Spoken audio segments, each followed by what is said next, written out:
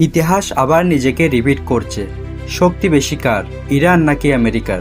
বন্ধুরা, আজকে আমরা এই ভিডিওতে জানব ইরান ও আমেরিকার সম্পর্কে।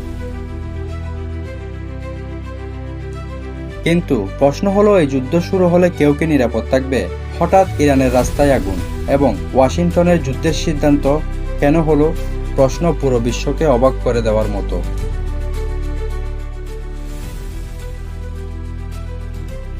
ইরানের এমন সিদ্ধান্তে কাঁপছে আমেরিকা। একটা বিক্ষোভ কিভাবে বিশ্বযুদ্ধের রূপ নিতে পারে? প্রশ্ন হলো, ইরানের বড় বিক্ষোভ চলছে, যা শুরু হয়েছিল 2025 সাল থেকে, যা গভীর রাজনৈতিক সামাজিক সংকটে পরিণত হয়েছিল। তাদের সরকারের নিরাপত্তা বাহিনীগুলো কঠোরভাবে দমন করে আসছিল। ইরানে বড় ধরনের হামলা চালাতে প্রস্তুত আমেরিকার মার্কিন বাহিনী। ইরানে সাইবার হামলা চালানোর পরিকল্পনা করছে যুক্তরাষ্ট্র। হোয়াইট হাউসে পরিকল্পনা চালাচ্ছে মার্কিন নিরাপত্তা দলগুলো। সরকার বিরোধী স্টারলিংক বিক্ষোভ দমাতে ইরানের স্টারলিংক পুরো বিশ্বের মধ্যে আলোড়ন শুরু হলো।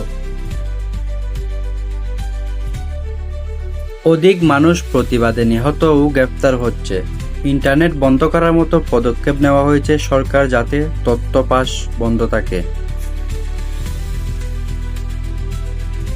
ইরান সতর্ক করছে, যদি যুক্তরাষ্ট্র ইরানের অভ্যন্তরীণ বিষয়ে হস্তক্ষেপ করে, তবে তারা মধ্যপ্রাচ্য অবস্থিত মার্কিন সামরিক ঘাঁটিগুলোতে হামলা চালানোর জন্য প্রস্তুত হবে। ইরানের পররাষ্ট্রমন্ত্রী আব্বাস যুদ্ধের জন্য প্রস্তুত আছেন যে কোনো সময়। ইরান কি সত্যি যুদ্ধের পথে? আমেরিকা কেন সতর্ক হচ্ছে না? একটা ভুল সিদ্ধান্ত বদলে দিতে পারে পুরো বিশ্বকে।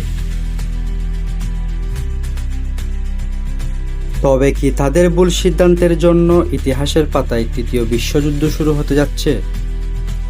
প্রশ্ন এখানে। আজ ইরান, কাল হতে পারে আপনার দেশ।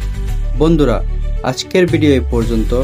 পরের ভিডিওতে জানাবো এই সংঘাত কোথায় গিয়ে থামবে।